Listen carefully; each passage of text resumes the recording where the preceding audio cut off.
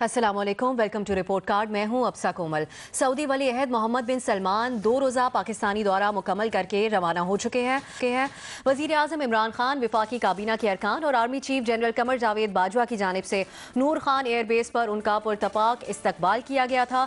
صدر مملکت عارف الوی نے سعودی ولی عہد محمد بن سلمان کو پاکستان کا اعلیٰ ترین سول اعزاز نشان پاکستان عطا کیا۔ وزیر اعظم ہاؤس میں گزشتہ روز دونوں ممالک کے درمیان مختلف مفاہمتی یادداشتوں پر دستخط ہوئے اور اس موقع پر شہزادہ محمد بن سلمان نے 28 کھرب روپے کے معاہدوں کے بعد مزید سرمایہ کاری کا اعلان بھی کیا۔ اسی معاملے پر ہم گفتگو کریں گے اپنے پینل سے، اور رپورٹ کارڈ کا پہلا سوال اس طرح سے ہے: سعودی ولی عہد کا دوران 28 کھرب روپے کے معاہدوں کے بعد سعودی ولی عہد کا مزید سرمایہ کاری کا اعلان، کیا اس دورے کے بعد پاک سعودیہ تعلقات چائنا کی طرح اسٹریٹجک سے بڑھ کر معاشی بن سکیں گے، ہاں یا نہیں؟ سب سے پہلے حسن نثار صاحب کی طرف ہم جائیں گے۔ حسن صاحب، بہت پذیرائی مل رہی ہے اس دورے کو سعودی ولی عہد کے، آپ کس طریقے سے دیکھ رہے ہیں؟ میں بھی ویسے ہی دیکھ رہا ہوں جیسے باقی سارے دیکھ رہے ہیں، لیکن ایک بات آپ ذہن میں رکھنا کہ اقتصادی تعلقات بھی اسٹریٹجک تعلقات ہی کا ایک رخ ہوتے ہیں۔ یہ اسٹریٹجک تعلقات کا ایک انتہائی اہم ڈائمنشن ہوتا ہے، اس لیے آپ ان کو علیحدہ علیحدہ کر کے نہ دیکھو تو زیادہ بہتر ہوگا۔ اس کے علاوہ اور کیا ہے، اللہ بہتر کرے دونوں ملکوں کے لیے، اور سارا کچھ جو ہے اپنے منطقی انجام کو پہنچے اور کہیں اور کوئی رنکلز کریٹ نہ ہوں۔ اتنا انٹینس ریلیشن شپ جو ہمارا ہے، وہ ایک تاریخی فاصلہ ہے ایرانینز کے اور عربز کے درمیان، وہ تاریخی ہے، ڈے ون سے ہے، ٹھیک ہے۔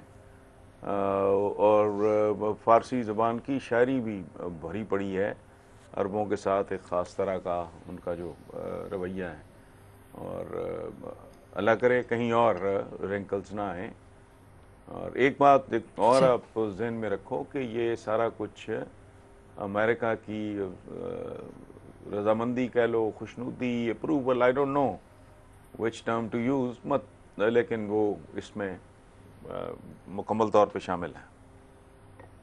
صحیح، ہاں کا آپشن آپ لے رہے ہیں۔ ارشاد بھٹی صاحب، محمد بن سلمان نے عمران خان صاحب کو کہا ہے کہ گریٹ لیڈرشپ کا انتظار تھا پاکستان میں ہمیں، اور اب ہم آئے ہیں، تو یہ کتنی اعزاز کی بات ہے عمران خان صاحب کے لیے؟ دیکھیے، میرا جواب بھی ہاں میں ہے، لیکن سوال کا جواب دینے سے پہلے میں شکریہ ادا کرنا چاہوں گا ولی عہد کا کہ انہوں نے یہ کہا کہ مجھے سعودی عرب میں پاکستان کا سفیر سمجھیں۔ یہ بہت بڑی بات ہے، اور باقی 2107 قیدیوں کو رہا کرنے کا پر ان کا شکریہ، اور اس مشکل وقت میں پاکستان کا ساتھ دینے پر ان کا شکریہ۔ یہاں عمران خان صاحب کا بھی شکریہ ادا کرنا چاہوں گا کہ انہوں نے قیدیوں کا معاملہ اٹھایا، سعودی عرب میں اپنے 25 لاکھ مزدوروں کی بات کی اور بوڑھے حاجیوں کی بات کی۔ اس سال بھی آپ اندازہ کریں 10,000 کے قریب وہ حاجی جا رہے ہیں جن کی عمریں 80 سال کے قریب ہیں، اور یہ بوڑھا بوڑھی میاں بیوی ہوتے ہیں اور وہاں رل جاتے ہیں اکثر امیگریشن میں، باقی چیزوں میں۔ میری خواہش ہے کہ ان کے ساتھ کوئی بھانجا، بھتیجا، بیٹا جوان جائے تاکہ پتہ چلے عبادت کیسے کرنی ہے، کون کیا کرنا ہے، وہاں پتہ ہی نہیں ہوتا ان کو۔ اور ہاں، مجھے ایک اور یہاں ضرور کرنا چاہوں گا، خوشی اس بات پہ کہ یو اے سے معاملات ہوں، قطر سے بات چیت ہو، چین کی انویسٹمنٹ ہو، ترکی اور سعودی عرب سے معاشی تعاون ہو، افغان ایشو ہو، کرتار پر راہداری ہو، یا بھارتی جارحیت کا جواب دینا ہو، ٹرمپ کو ٹرمپ کی زبان میں سمجھانا ہو، یا پاک فوج اور حکومت ایک پیج پر نظر آئی۔ اور میری خواہش ہے اللہ کرے کہ اگلی حکومت جس کی بھی ہو، اس میں بھی پاک فوج اور یہ سارے ایک پیج پہ ہوں، حکومت کے پیچھے ہو فوج اور کھڑی ہو، اور یہ کوئی کسی کو خلائی مخلوق اور کوئی زمینی مخلوق نہ سمجھے۔ باقی جہاں تک اس کا سوال کا تعلق ہے تو یہ بڑے لمبے ہمارے ریلیشنز ہیں۔ 1946 میں ایم ایس اصفہانی کی قیادت میں قائد اعظم نے جب اقوام متحدہ وفد بھیجا تو شاہ فیصل تھے کہ جنہوں نے عالمی رہنماؤں سے ان کو ملایا۔ پاکستان مرز وجود میں آیا تو کنگ عبدالعزیز پہلے حکمران تھے جنہوں نے قائد اعظم کو فون کر کے مبارکباد دی۔ سقوط ڈھاکہ پر ہمارے بعد سعودی عرب نے بنگلہ دیش کو تسلیم کیا، 65 اور 71 کی جنگوں میں ساتھ دیا، ایٹمی دھماکوں کے بعد اقتصادی پابندیوں میں سعودی عرب نے امداد کی۔ زلزلے سیلاب میں وہ ساتھ کھڑے رہے. 3 ارب اسٹیٹ بینک میں انہوں نے ابھی جمع کروائے ہیں, تیل ادھار دیا ہے اور 28 کھرب کے معاہدے کیے ہیں. اور اگلے ماہ سعودی عرب میں فالو اپ میٹنگ ہو رہی ہے بزنس کی اور مزید سرمایہ کاری کی. اور آخر میں یہ سارے اس تعلقات کو جو ابھی 30 ایک جملے میں ہے کہ وہ جو ابھی 30 بزنس مین سعودی عرب کے یہاں پاکستان میں آئے ہیں, ان میں سے ایک نے آرٹیکل لکھا تھا سعودی اخبار میں, اور اس کا ایک فقرہ بڑا خوبصورت تھا کہ انہوں نے کہا کہ ہم پھر سے پاکستان کو دریافت کرنے جا رہے ہیں. تو اللہ کرے یہ تعلقات آگے بڑھیں, آگے جائیں, اور اللہ کرے ہم بھی اپنے قدموں پر کھڑے ہوں. مسئلہ ہے ہمارے اپنے قدموں پر کھڑے ہونے کا, آگے یہ تعلقات اسی طریقے سے جائیں, ایکسپورٹ بڑھیں اور ہمارا ٹیکس نیٹ ورک بڑھے, اور اللہ کرے ہم اپنے قدموں پہ کھڑے ہوں, اپنے قدموں پر کھڑے ہوں. ہاں ایک آپشن آپ لے رہے ہیں. مظہر عباس صاحب, جس طریقے سے ذکر کیا ارشاد صاحب نے, بہت زیادہ اس بات کے اوپر تعریف بھی کی جا رہی ہے کہ عمران خان صاحب نے مزدوروں کی, حاجیوں اور قیدیوں کی بات کی اس محفل میں, اور اس کے اوپر فوری رسپانس بھی آیا اور رہائی کے احکامات جاری کیے گئے سعودی ولی عہد کی طرف سے. اور اس پر آج عمران خان صاحب کی خوشی بھی ہمیں نظر آئی جب وہ ایک مشترکہ پریس کانفرنس ہو رہی تھی, تو عمران خان صاحب نے اس بات کا ذکر کیا سعودی ولی عہد سے کہ social media is on fire اس کے اوپر. تو آپ کے خیال میں کتنی ایک تعریف کی بات ہے, اور عمران خان صاحب کی کیسی اچیومنٹ ہے یہ؟ مظہر عباس نے بھی ٹویٹ کیا تھا. میرا خیال ہے جواب میرا بھی ہاں میں ہے. دیکھیے ایک ایسے ماحول میں جہاں آپ کے ارد گرد بہت زیادہ کشیدگی ہو, چاہے وہ افغانستان ہو, چاہے وہ بھارت ہو, چاہے وہ ایران ہو, ایک ایسے ماحول میں آپ کو اس طرح کے پارٹنرز کی اس لیے بھی ضرورت ہوتی ہے کہ آپ کی معاشی صورتحال بہت خراب ہے, آپ کی ریجنل سیکیورٹی کے بڑے مسئلے مسائل ہیں, بہت نازک موڑ پہ آپ کھڑے ہوئے ہیں. ایک طرف آپ نے چائنا سے جو ہے اکنامک کوریڈور کا جو معاہدہ ہے طویل المیعاد, وہ آپ کے لیے سی پیک بہت امپورٹنٹ ہے, ایک طریقے سے وہ بھی گیم چینجر ہے. اور یہ جو تعلقات میں اب ایک نئی لہر آئی ہے, یہ بھی تازہ ہوا کا جھونکا ہے. دیکھیے نیا پاکستان کا نعرہ عمران خان نے لگایا, لیکن سعودی عرب میں ایک نیا سعودی عرب بنتا ہم دیکھ رہے ہیں. بہت سی ایسی چیزیں ہو رہی ہیں جو ماضی میں سعودی عرب میں نہیں ہوئیں, وہ ولی عہد شاہ سلمان نے آ کے کی ہیں, اور اس پہ بہت زیادہ جو ہے وہ مغرب سے انہیں پذیرائی بھی ملی ہے. تو ایک نیا سعودی عرب میں ہم نئے رجحانات بھی دیکھ رہے ہیں. اسی طریقے سے پاکستان میں بہت سی غیر معمولی سی چیزیں ہیں. دیکھیے یہ بہت بڑی بات ہے جو عمران خان نے کل کی تھی, اور ماضی میں یہ قیدی کوئی آج کے نہیں ہیں, یہ سالوں سے پڑے ہوئے ہیں, اور ماضی میں بھی یہ اس طریقے سے بات ہو سکتی تھی لیکن نہیں ہوئی. دیکھیے جی اسی طریقے سے وہاں کے لیبرز کا جو مسئلہ ہے اور پورے مڈل ایسٹ کا مسئلہ ہے, مجھے یہ لگتا ہے کہ جب ہم 70 کی دہائی میں تھے, اس وقت جب بھٹو صاحب کی حکومت تھی, اور اس وقت مڈل ایسٹ کا راستہ کھلا تھا نوکریوں کا لوگوں کے لیے, اور اس وقت ایک نئے اسلامک بلاک کا کانسیپٹ آیا تھا. اس کے بعد یہ ایک نئی ریلیشن شپ ہے, لیکن آج کی صورتحال ماضی کے مقابلے میں زیادہ نازک ہے اور زیادہ جو ہے کشیدگی, جس کا حسن صاحب نے بھی اشارہ کیا. تو میرا خیال ہے اس کو ہمیں بہت سنبھل کے آگے بڑھنا پڑے گا, لیکن معاشی طور پہ ہمیں ایک یقیناً ایک استحکام کی طرف ہم جائیں گے, لیکن اس کے ساتھ ہی بالکل جو اسٹریٹجک جو ریلیشن شپ ہوتی ہیں وہ سپلیمنٹ کرتی ہیں آپ کی معاشی صورتحال کو. اگر آپ کے یہاں صورتحال, امن و امان کی صورتحال مضبوط رہے گی, بہتر رہے گی, تو آپ کی معاشی صورتحال میں بہت زیادہ استحکام آئے گا. تو یقیناً یہ دورہ کامیاب رہا ہے, اور دونوں کا شکریہ ادا کرنا چاہیے کہ پاکستان کے حوالے سے ہم آگے بڑھ رہے ہیں. صحیح, بالکل آپ سمجھتے ہیں کہ کامیاب رہا ہے یہ دورہ. ہاں کا آپشن آپ لے رہے ہیں. باور صاحب, آپ کے خیال میں کیا وجہ ہے عمران خان صاحب کی اور سعودی ولی عہد کے بہت اچھے ہمیں ریلیشن نظر آئے, اور جو بات چیت ہوئی اس کے پیچھے آپ کے خیال میں کیا وجہ ہے؟ اب وجہ دیکھیے, ایک آپ اپنے ملک میں جب انویسٹمنٹ اپرچونٹی کی کہیں بات کرتے ہیں تو میرا خیال ہے کہ اچھے طریقے سے اس چیز کو پریزنٹ کیا گیا. ابھی تک ہم نے دیکھا ہے کہ پاکستان اور سعودیہ کا ایک اکنامک ریلیشن شپ ہے جس کا زیادہ تعلق امپلائمنٹ کے ساتھ ہے, ہوم ریمیٹنسز کے ساتھ ہے, لیکن بزنسز کے ساتھ نہیں ہے. سو ڈائریکٹ فارن انویسٹمنٹ سعودیہ سے اس طرح سے یہاں پہ نہیں جس طرح سے اب ہم یہ پچھلے 2-3 دنوں میں ہم نے دیکھا کہ ایم او یوز کی بات ہو رہی ہے, بزنس مین وہاں سے آ رہے ہیں اور یہاں پہ آ کے انویسٹمنٹ کی بات کر رہے ہیں. یہ اسی موڈ میں ہم نے سی پیک کے ٹائم پہ دیکھا تھا, چائنا سے, ہم نے ٹرکی سے دیکھا کہ لوگ بزنسز آئے یہاں پہ انہوں نے آ کے انویسٹمنٹ کی بات کی. یہ والا ریلیشن شپ ہمارا, اور حسن صاحب کی بات کو یہ آگے بڑھاتے ہوئے کہ یہی اسٹریٹیجک ریلیشن شپ ہوتا ہے. یعنی جو انٹر ڈپینڈنس کا آپ کا اگر ریلیشن شپ ہے, سعودیہ اور گلف کے اپنی ایک انسٹیبلٹی ہے, یہ ہم اگلے 20-30 سالوں میں دیکھیں گے یہ کس طرح سے سیٹل ہوتی ہے. کانفلکٹس بھی ہیں, ہیومن رائٹس کے ایشوز بھی ہیں, وہ ساری چیزیں اپنی جگہ پہ ہیں.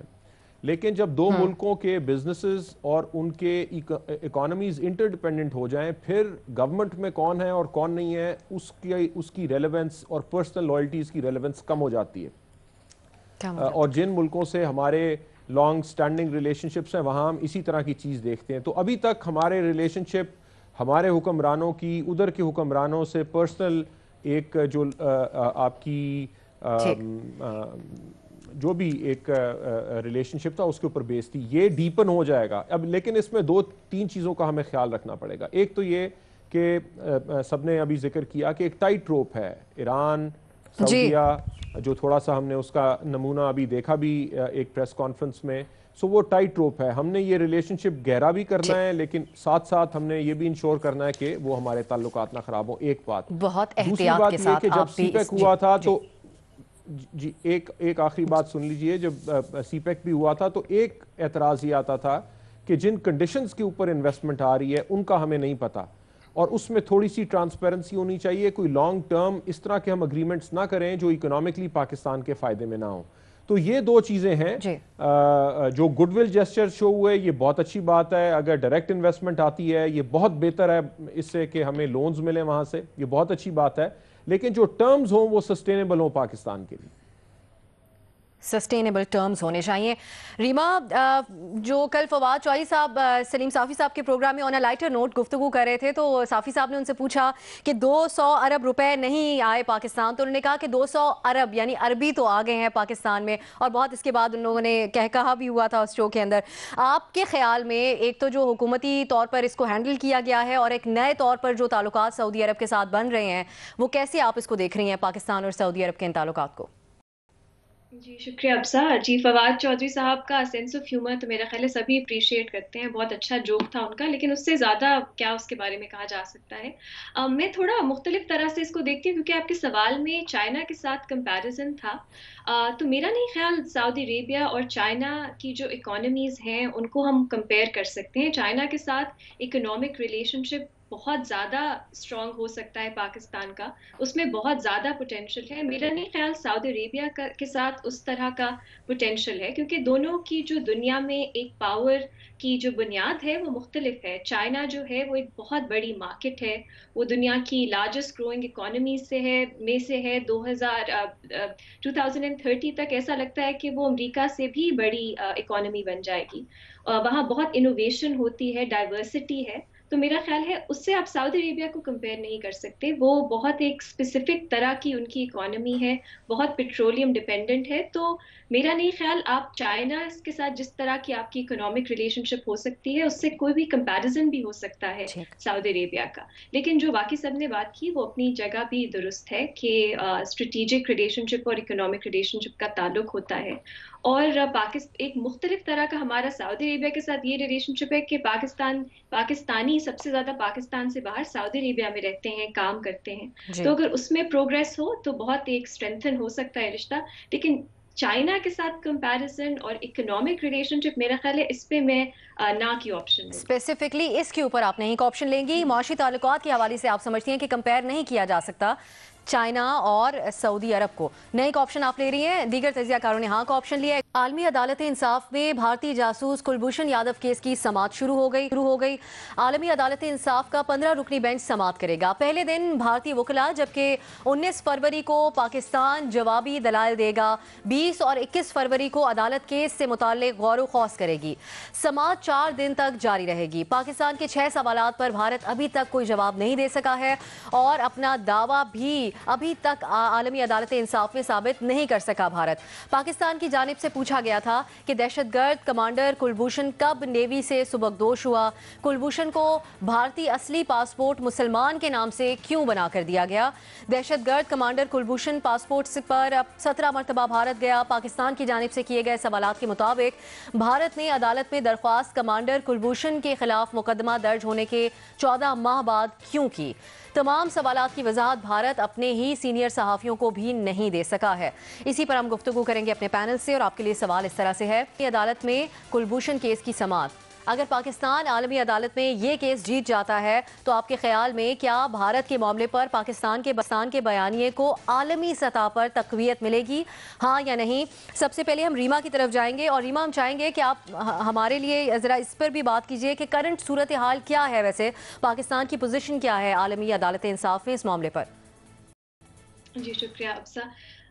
वैसे तो मेरा ख्याल है पाकिस्तान में और भारत में जो लीगल मामलात हैं वो अक्सर पोलिटिसाइज हो जाते हैं और जिस तरह मीडिया में आते हैं बहुत गलत बयानी होती है, लेकिन इस केस के साथ तो हमने बहुत ज़्यादती की है। जो असल में लीगल इश्यूज़ हैं उस पर कोई बात ही नहीं करता।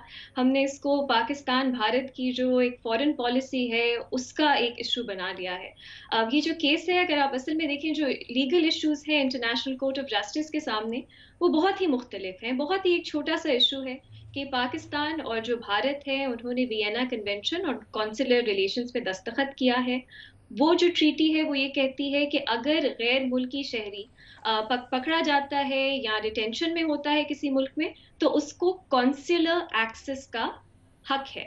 पाकिस्तान ने जाधव के केस में कॉन्सुलर एक्सेस नहीं दिया, ना ही कॉन्सुलर नोटिफिकेशन फौरन की, ये पाकिस्तान खुद मानता है।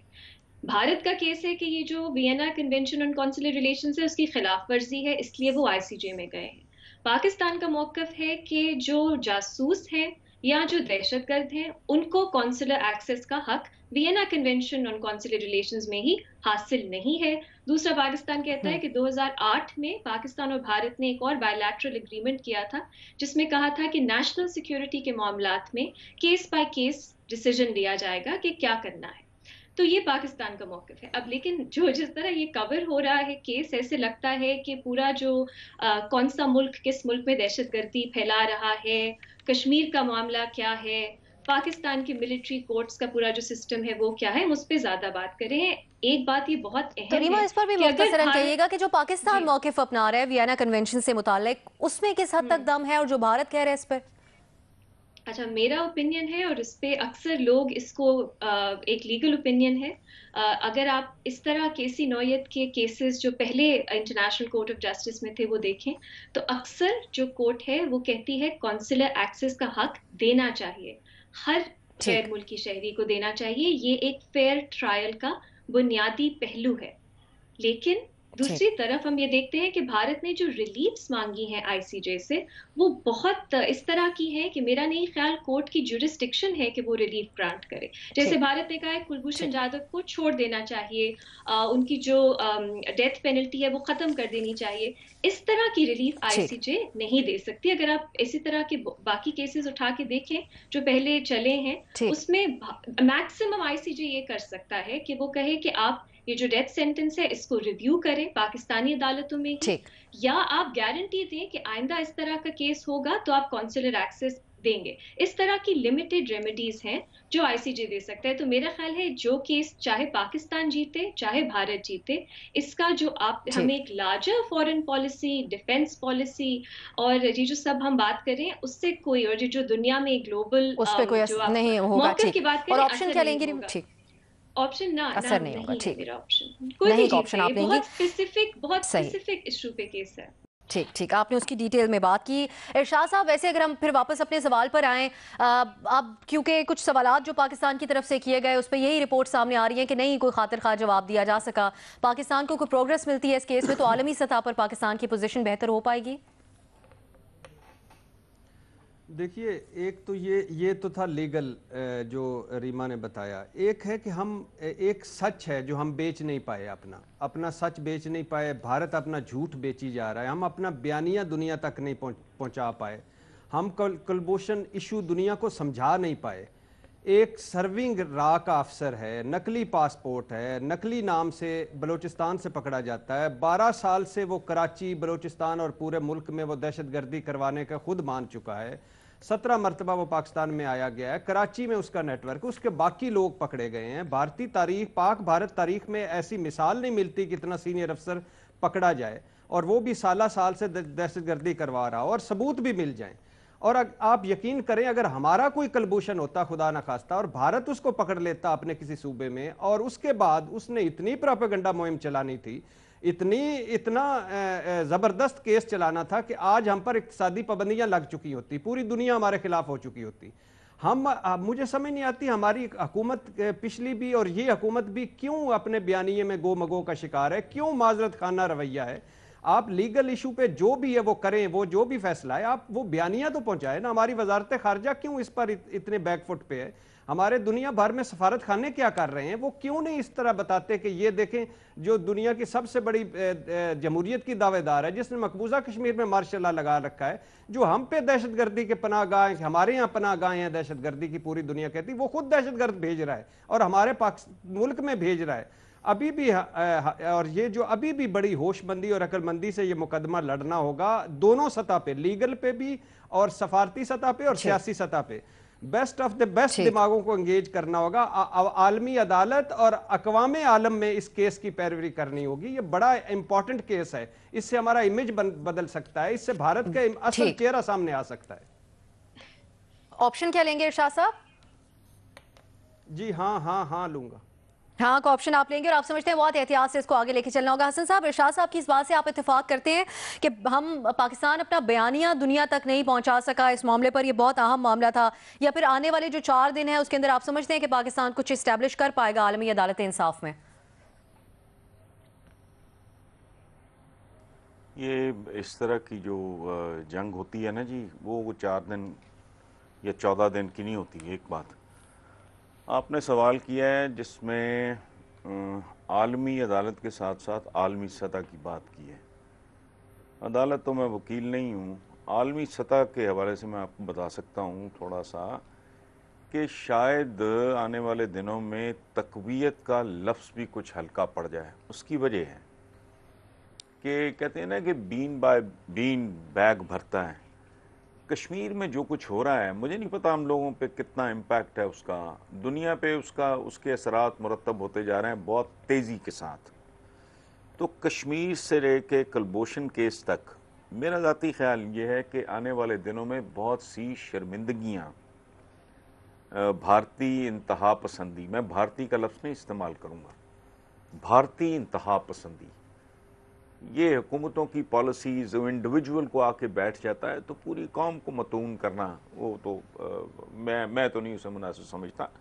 تو عالمی سطح پہ ان کو بے شمار شرمندگیوں کا سامنا ہوگا، چونکہ ریسنٹ ہسٹری میں ایسی شاید کوئی 1-1.5 مثال ہے جس طرح کے مظالم کشمیر میں ہو رہے ہیں۔ سو وہ بین بائی بین والی بات ہے، بیگ جو بھرتا جا رہا ہے ان کا جو متاثر ہوگا ہندوستان کا جو بھی ان کا امیج ہے، تو مجھے اس کے لیے ہلکا لگتا ہے یہ لفظ جو آپ نے کہا ہے نا کہ صحیح بیانیے کو ہاں کا آپشن آپ لے رہے ہیں، اور آپ سمجھتے ہیں نہیں تقویت سے آگے کا کام ہو جائے گا if they don't mend عالمی their سطح پر ways۔ بھارتی انتہا پسندی کو شرمندگی کا سامنا ہوگا۔ بابر صاحب، آپ کے خیال میں اگر یہ کیس جیت جاتا ہے پاکستان تو ہمارے حق میں عالمی سطح پر جائے گی یہ بات؟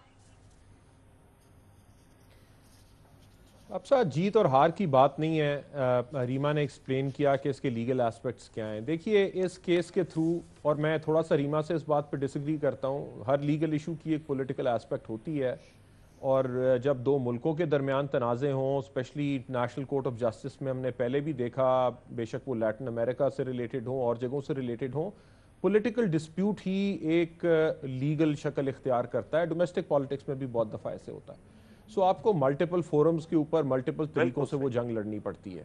میں ایگری کرتا ہوں اس بات سے کہ کاؤنسلر ایکسس دینا چاہیے۔ بنیادی بات ہو رہی ہے کہ ایک بندے کو آپ نے پکڑا، اس کے اوپر آپ مقدمہ چلائیں گے، اسے کاؤنسلر ایکسس دیں۔ جس طرح ہم کہتے ہیں کہ قاتل بھی ہو، ٹیررسٹ بھی ہو، اسے رائٹ ٹو کاؤنسل تو ہوگا نا، کوئی تو اس کا مقدمہ چلائے گا اس کے بہاف پہ۔ تو یہ بیسک فنڈامنٹل رائٹس ہیں، یہ ہونے چاہیے، پاکستان کو دینے چاہیے تھے۔ पाकिस्तान ने कुछ तलाफी भी करने की कोशिश की, बाद में उसकी फैमिली को बुलाया यहाँ पे, मिलवाया यहाँ पे, ताकि थोड़ा सा जो एक बड़ी सख्त पोजीशन शुरू में ली हुई थी वो उसमें थोड़ी सी नरमी आए। लेकिन साथ साथ ये एक अपॉर्चुनिटी रही है पाकिस्तान के पास कि वो प्रेजेंट कर सके कि इंडिया किस तरह से इंटरफेयर करता है। हमारी बड़ी बुरी रेपुटेशन रही है और उसके बड़े ऑब्वियसली एक हमारी अपनी लंबी हिस्ट्री है, पहले अफगानिस्तान, उसके बाद यहाँ पे इंडिया, ईरान, और एक कॉम्प्लेक्स ये एक स्ट्रेटेजिक एनवायरनमेंट है जिसमें हम एग्जिस्ट करते हैं, उसमें रही है। तो ये एक अपॉर्चुनिटी थी पाकिस्तान को ये बताने की दुनिया को कि यानी हम रिसीविंग एंड के ऊपर भी हैं, जो बाकी दुनिया की इंटेलिजेंस एजेंसीज करती हैं और सारे मुल्कों की इंटेलिजेंस एजेंसीज किसी ना किसी हद तक ये काम करती हैं। तो हसन साहब के साथ मैं एग्री करता हूँ, ये एक on going narrative building exercise है, ये किसी एक इवेंट से नहीं होती। ये एक अपॉर्चुनिटी थी पाकिस्तान को अपना नैरेटिव आगे लेके जाने की। मैं ये भी नहीं समझता कि हमारी फॉरेन ऑफिस और हमारे जो मुख्तलिफ मिशंस हैं वो इसमें नाकाम रहे हैं, वो कर रहे हैं।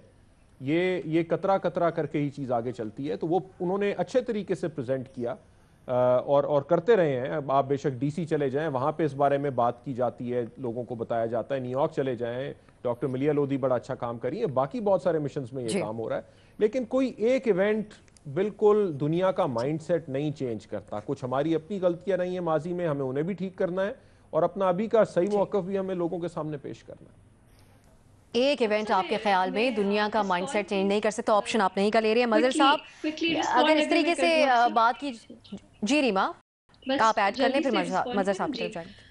अफसा, ये तो बाबर साहब बिल्कुल मतलब ये तो नहीं कोई कह सकता कि केस की कोई पॉलिटिकल जो है डायमेंशन ही नहीं होती, लेकिन मेरा पॉइंट ये था कि लीगल और पॉलिटिकल को एटलीस्ट मैं अलग अलग अगर रख के देखूं तो बेहतर तरह से समझ सकती हूँ कि लीगल उसका पॉइंट क्या है और लीगली पाकिस्तान का केस कितना स्ट्रांग है और पॉलिटिकल उसका एस्पेक्ट क्या है और पॉलिटिकली केस कितना स्ट्रांग है। मसला ये होता है, और जब प्रोविजनल ऑर्डर जब जो सजाए मौत है उस पर पाकिस्तान को कहा गया कि उसको अभी डिफर करें, उसको सस्पेंड किया गया एक तरह से, तो तब भी हमने यही देखा, उसको हमने एक तरह से पाकिस्तान के मौक़िफ़ की हार समझी।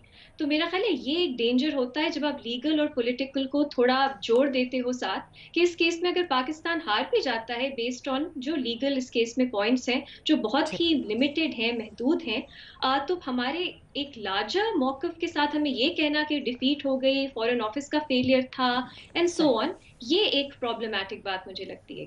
केस का कोई पॉलिटिकल रैमिफिकेशंस ही नहीं है या कोई पॉलिटिकल डायमेंशन ही नहीं है, ये तो बिल्कुल मैंने नहीं कहा, that would be very naive, लेकिन जो उसके लीगल पॉइंट्स हैं वो बहुत स्पेसिफिक हैं और मेरा ख्याल है उनको हमें दोनों को आपस में म्यूचुअली डिपेंडेंट नहीं करना चाहिए। ये सिर्फ मेरा पॉइंट था।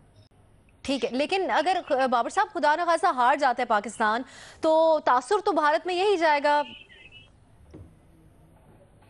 देखिए, हार जीत इतनी सिंपल नहीं है ना इस केस में। एक तशरीह करेगी कानून की आलमी अदालत, अगर जाहिर है वो ये कह देती है कि ये ट्रायल बिल्कुल गलत हुआ था और पाकिस्तान कोई भी पनिशमेंट नहीं उस पर इन्फ्लिक्ट कर सकता, तो पाकिस्तान ये फैसला नहीं मानेगा, पहली बात। दूसरी बात ये कि ये हार होगी। लेकिन कई दफ़ा किसी टेक्निकल आर्गूमेंट पे आप हार भी जाते हैं, लेकिन ओवरऑल केस आपको नुकसान नहीं पहुंचाता। इस केस ने पाकिस्तान को इंटरनेशनल सतह पे एक अपॉर्चुनिटी दी कि कुलभूषण यादव का केस हम इंडिया को as a terrorist sponsoring country present करें। सो मेरे ख्याल से तो एक गॉड गिवन था कि इंटरनेशनल फोरम पे वो ले गए एक मुकदमे को जिसमें उनका बंदा, उनका एक फौजी यहाँ पे अफसर टेररिज्म कर रहा था, और हमें एक अपॉर्चुनिटी मिली कि हम दुनिया को बताएं कि जनाब देखें इंडिया ये काम कर रहा है, जो कि ना मिलती आपको अदरवाइज। सो हमारी इसमें किसी हद तक जीत हुई है क्योंकि हमें एक अपॉर्चुनिटी मिली है ये नैरेटिव आगे लेके चलने की। हो सकता है टेक्निकल लीगल आर्गुमेंट्स हमारे ना वहां पे सारे एक्सेप्ट हो, लेकिन ये हार जीत की बात उस तरह से नहीं है। और मेहरबानी करके नहीं का जो आपने मेरे साथ वो अभी नीचे लगाया हुआ वो भी हटा दीजिए, क्योंकि मैं ये नहीं कह रहा, मैं कह रहा हूँ ये एक जरा कॉम्प्लेक्स बात है, ये हाँ नहीं वाली बात नहीं है। ठीक, बिल्कुल हम नहीं हटा देते हैं, आप कोई ऑप्शन नहीं ले रहे मल साहब। जी सॉरी, बिल्कुल लास्ट छोटा सा पॉइंट, आईसीजे जो है वो एक, उन्होंने बार बार कहा है कि वो एक क्रिमिनल कोर्ट ऑफ अपील नहीं है, तो ये जो पूरे केस ये सही था गलत था ये वो नहीं, इस पे फैसला जहां तक मैं इंटरनेशनल लॉ को समझती हूँ वो नहीं करेंगे। I will be very surprised अगर वो कॉन्सुलर एक्सेस से बाहर निकल के इस केस के जो बाकी पहलू है और जो मिलिट्री कोर्ट का प्रोसीडिंग्स है या फैसला है I will be very surprised अगर वो इन सब पहलुओं पे बात करें। ये कॉन्सुलर एक्सेस का एक छोटी सी बात है, उस पे मेरा ख्याल है जो प्रेसिडेंट है वो बहुत स्ट्रांग है कि चाहे आप जो भी आप पे चार्ज हो, चाहे जासूसी का हो, चाहे दहशतगर्दी का हो, आप कॉन्सुलर एक्सेस हर गैर मुल्की शहरी को देना, अगर आप ट्रीटी का एक पार्टी हो तो आप पे एक फर्ज है, आप पे ऑब्लिगेशन है। मेरा ख्याल है सिर्फ ये केस मेरी नजर में लिमिटेड है, ये पूरे जो प्रोसेस है या पूरा जो सजा हुई है, सही हुई है, गलत हुई है, मेरा नहीं ख्याल इस पे कोई कमेंट आएगा। आप दोनों ने, आपने और बाबर साहब ने टेक्निकलिटीज के ऊपर इस केस की बात की है तफसीली तौर पर, मदद साहब, लेकिन अगर केस हार जाता है पाकिस्तान आलमी अदालत में, अब हम अगर क्योंकि रीमा और बाबर साहब बतौर वकला इसके ऊपर बात कर रहे थे, मीडिया और अवाम का जो रवैया होगा वो तो उसी तरीके से होगा, जीत या हार को ही वो देखेंगे, आप क्या समझते हैं? बस देखिए, आपने जो आखिरी बात की है ना, यही असल बात है। मसला ये है कि एक कानूनी जंग लड़ी जाती है और एक कानून से बाहर जंग लड़ी जाती है, और जिस तरह का मीडिया ख़ास तौर पे इंडिया में है, और हमारे यहाँ भी मीडिया बहुत ज़्यादा वोकल है, और एक परसेप्शन जब बन जाता है किसी एक मुकदमे का, तो फिर लोग उसको कानूनी नुक्ता नज़र से नहीं देखते। आप अपने मुकदमात में देख लें, जो सियासी मुकदमात हैं, जो सियासतदानों के मुकदमात हैं, अदालत में कुछ आर्गूमेंट्स हो रहा होता है और अदालत से बाहर कुछ आर्गूमेंट हो रहा होता है। ये बड़ा और इसकी टाइमिंग बड़ी इंपॉर्टेंट है। ये जो इस वक्त मुकदमा चल रहा है और शुरू हुआ है, इसकी टाइमिंग, एक ख़ास टाइमिंग जो है, ये बहुत सिग्निफिकेंट है, और इसलिए पाकिस्तान के लिए ये बहुत अहम है मुकदमा।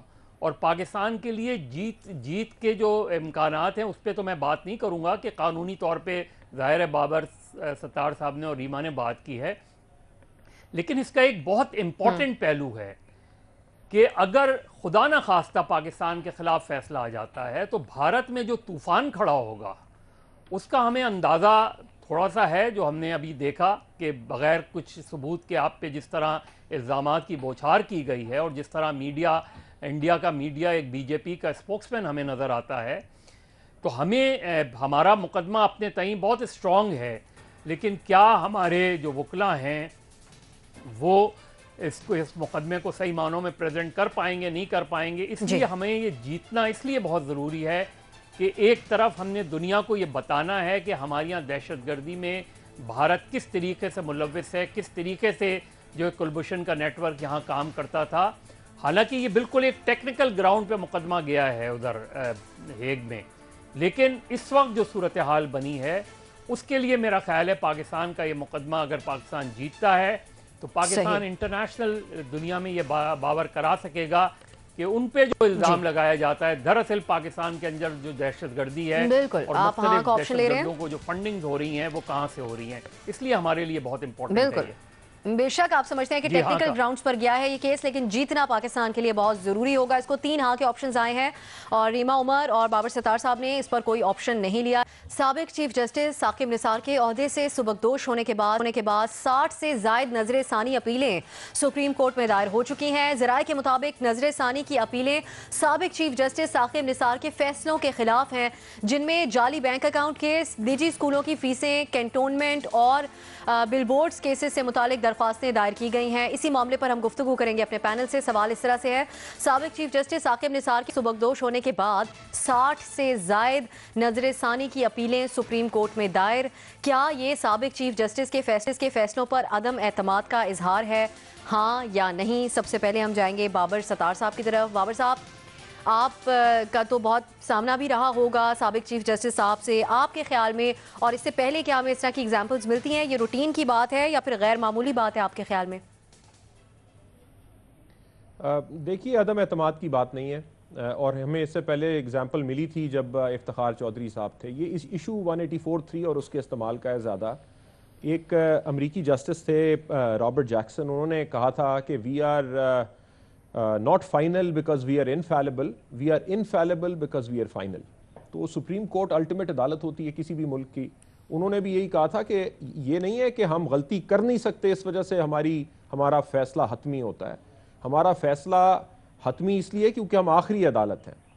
तो जब नीचे से चीज़ चलती है और सुप्रीम कोर्ट अपेलेट कोर्ट के तौर पे बैठती है और आखिरी अपेलेट कोर्ट पे, तो बहुत सारे जो कानूनी नुकात हैं वो صاف ستھرے ہو کے سامنے آ جاتے ہیں. تو الٹیمیٹلی انہوں نے ایک لیگل ایشو پہ فیصلہ کرنا ہوتا ہے, اور اگر اسی وجہ سے پھر ریویو کا قانون یہ ہے کہ اگر کوئی ایرر اپیرنٹ ہو سرفیس کے اوپر, کوئی بہت بڑی غلطی ہو گئی ہو, کوئی اور غلطیاں ہو سکتی ہیں عدالتوں سے اور ہوتی ہیں, تو پھر اسے وہ ریویو کر لیتے ہیں, لیکن ورنہ وہ دوبارہ سے نہیں سنتے. یہ تو ہے اپیل پروسیس. لیکن جب آپ 184(3) میں اوریجنل جورسڈکشن میں کیس کو سنتے ہیں تو آپ سے پہلے کسی نے نہیں سنا ہوتا, کسی اور عدالت کا فیصلہ آپ کے سامنے نہیں ہوتا, وکلاء کی بہت ساری بحث آپ کے سامنے نہیں ہوتی, اور اس میں اگر آپ 184(3) زیادہ لیں تو غلطیاں ہو سکتی ہیں, کیونکہ اوریجنل پروسیڈنگز ہیں, چیزیں تیز تیز چل رہی ہوتی ہیں. کئی دفعہ عدالت کا ماحول, اور ثاقب نثار صاحب کے بھی آخری دنوں میں اس طرح کا ماحول بن گیا تھا عدالت میں کہ بہت ایڈوکیسی کی گنجائش نہیں ہوتی, بہت ڈیٹیل سے آپ آرگومنٹس نہیں کر سکتے.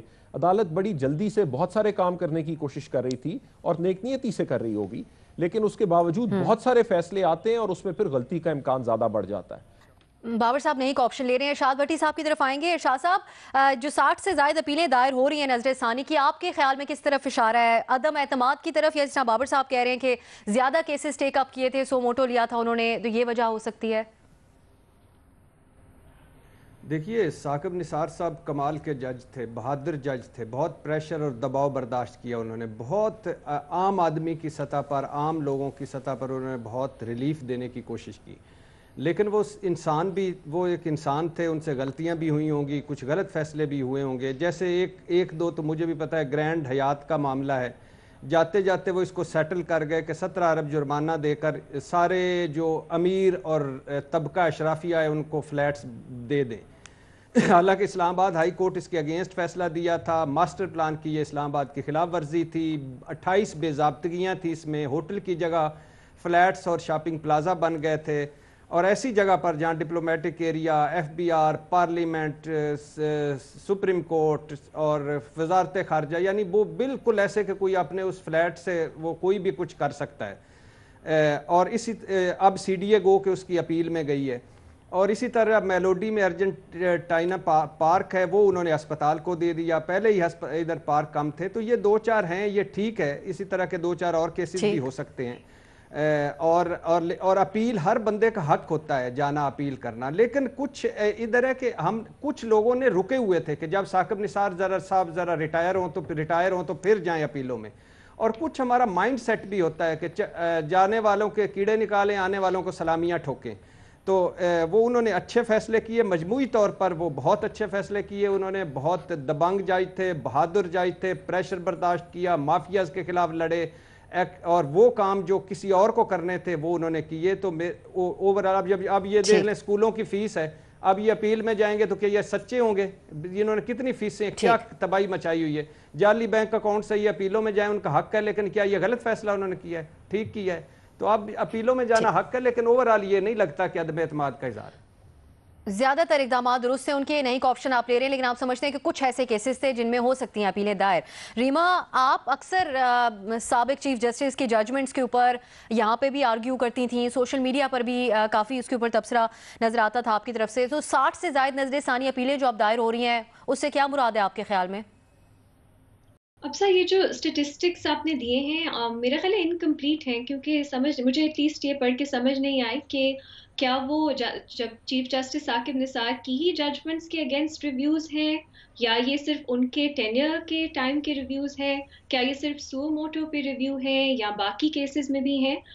تو کیونکہ ایک ریویو تو آسیہ بی بی کے کیس کا بھی تھا, تو مجھے ایگزیکٹلی ان کو میرا خیال ہے دیکھنا پڑے گا ان اسٹیٹسٹکس کو, یہ سمجھنے کے لیے کہ یہ اس سے ہم کیا کنکلوژن نکالیں. کیونکہ جو ریویو ہے وہ ججمنٹ کے 30 دن کے بعد فائل ہونا ہوتا ہے, تو یہ ریسنٹ ہی ہوں گے. تو میرا نہیں خیال ایسے ہوگا کہ لوگ کئی مہینے انتظار کر رہے تھے کہ جب chief justice Saqib Nisar retire ہوں تب وہ ریویو فائل کریں. لیکن یہ اسٹیٹسٹکس کے علاوہ میرا خیال ہے جو باتیں کی جا رہی ہیں, جو لکھا جا رہا ہے, جو تبصرہ ہو رہا ہے کنٹیمپٹ کے خوف کے بغیر اب چیف جسٹس ثاقب نثار کی ریٹائرمنٹ کے بعد, وہ یہی دکھاتا ہے کہ کتنا فکل ہے, کتنا شارٹ ٹرم ہوتا ہے.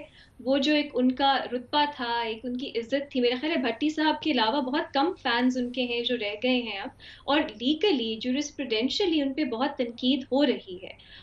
تو یہی, لیکن یہ جو آپ نے فگرز بتائے میرا خیال ہے وہ اس کنکلوژن کی طرف شاید ہمیں نہ لے کے جائے. آپ کو کہ لیکن کیڑے نکالنے والے زیادہ ہیں. نہیں لیکن میرا خیال ہے ابھی اور دیکھیں گے اور لکھا جائے گا اس پر، لیکن فی الحال جو ایٹ لیسٹ یہ تو لکھا لیگلی ان جائے کے گا، ظاہر ہے وہ چلے جورسپروڈنس گئے ہیں، پہ، لکھا تو جائے گا. جب موجود تھے اس وقت تو 2-4 لوگ ہی تھے. جی وہ لکھیں گے، تو اب لکھیں گے، یہ قوم ہے ہماری، خوف سورج تھا نا مکھی بٹی قوم ہے. صاحب. نہیں جب سورج خوف ہوتا مکھی ہے تو قوم ہے سچائی، ریما، سورج مکھی قوم ہے. جب خوف ہوتا اچھا ہے کنٹمپٹ کا یا اور برائے اس طرح مہربانی، کی برائے ریپرائزلز کا. مہربانی اگر آپ تنقید کرتی ہیں تو مجھے فین بریکٹ میں نہ رکھیں. میں فین نہیں ہوں ان کا، میں ان کے ایک جو میں سچ سمجھتا ہوں وہ کہہ رہا ہوں. ریما بات یہ ہے ٹھیک. افسا کہ جو لکھا جا رہا ہے اب ان کی ریٹائرمنٹ کے بعد، بہت کم لوگ ہیں جو ان کی ججمنٹس کو لیگلی اب بھی ڈیفینڈ کر رہے ہیں. بہت سے ان میں جورسپروڈنس میں ان کی خامیاں نکل رہی ہیں. تو میرا خیال ہے یہ جو ایک اعتماد کی آپ بات کری ہیں وہ اور فیکٹر سے ہمیں زیادہ نظر آتا ہے، لیکن اس صرف اسٹیٹسٹک سے شاید وہ کنکلوژن ہم نہ لے سکیں. صحیح، آپ سمجھتے ہیں کہ اس کے اوپر بھی تفصیل آنے کی ضرورت ہے. حسن صاحب آپ کے خیال میں، اس طرح ریما بتا رہی ہیں کہ ویسے تو 30 دن کے اندر دائر کرنی ہوتی ہے نظر ثانی اپیل، تو اب جو اپیلیں دائر ہو رہی ہیں وہ کس طرف اشارہ کرتے ہیں؟ میں فین ہوں ان کا، میاں ثاقب نثار کا، پیریڈ. اس کی وجہ ہے کہ ایک قانون دان اس کو اور طریقے سے دیکھتا ہے، ایک سادہ میری طرح کا انسان اس کو اور طریقے سے دیکھتا ہے. انما الاعمال بالنیات. مجھے درد دل والے وہ انسان لگے، میرے لیے وہی کافی ہے. ریما جب دیکھیں گی تو ظاہر ہے وہ قانون دان ہے، بابر ستار صاحب دیکھیں گے وہ اور طریقے سے دیکھیں گے. So that is not an issue. یہ میرے پہ آپ، یہ اب تہمت ہے تو مجھ پہ لگا دیں، الزام ہے مجھ پہ لگا دیں، آئی ایکسیپٹ اٹ. میں ان کا فین ہوں. ایک بات.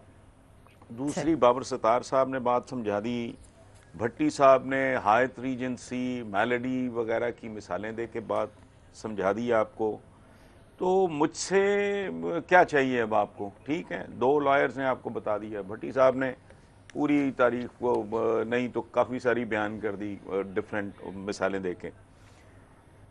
آخری بات ٹھیک ہے. جو میں کرنا چاہ رہا ہوں جو بھٹی صاحب نے کی ہے، وہ شیر شاہ سوری کا کال ہے، نہیں وہ سن لیں. یہ ہم لوگوں کے لیے ہے کہ ہر جانے والے کو برا بھلا کہتے ہیں، ہر آنے والے کی خوشامد کرنے والے لوگ ہیں. یہ بھٹی صاحب نے وہی بات کی، لیکن میں ایگزیکٹلی آئی ایم کوٹنگ ہم. تو یہ جو سورج مکھی کا بھائی، یہ اتنے بڑے آدمی کا ہمارے بارے میں صدیوں پہلے یہ تجزیہ ہے جو آج تک 100% بدقسمتی سے درست ہے. صحیح. ٹھیک ہے، نہیں، ایک آپشن آپ بھی لے رہے ہیں. مجھے اگر آپ موقع دیں، میں جی آپ دو ایڈ کر باتیں. لیں. ججز جو ہیں وہ الیکٹڈ نہیں ہوتے، وہ جو فیصلے لکھتے ہیں وہ پبلک کی امانت ہے، اور اس کے اوپر انالیسس ضروری ہے، کیونکہ ایک ڈائیلاگ ہوتا ہے ایکڈیمیا کے درمیان، بار کے درمیان اور بینچ کے درمیان، اور اس سے لا ریفارم ہوتی ہے اور اس سے لا ایوالو ہوتی ہے ملکوں کی، کامن لا جس طرح کا ہمارا سسٹم ہے. تو جب فیصلے کرتے ہیں تو یہ ذمہ داری ہے وکلاء کی بھی اور اکیڈمی کی بھی کہ وہ پروجیکٹ کر سکے کہ اس میں کوئی خامی تو نہیں رہ گئی.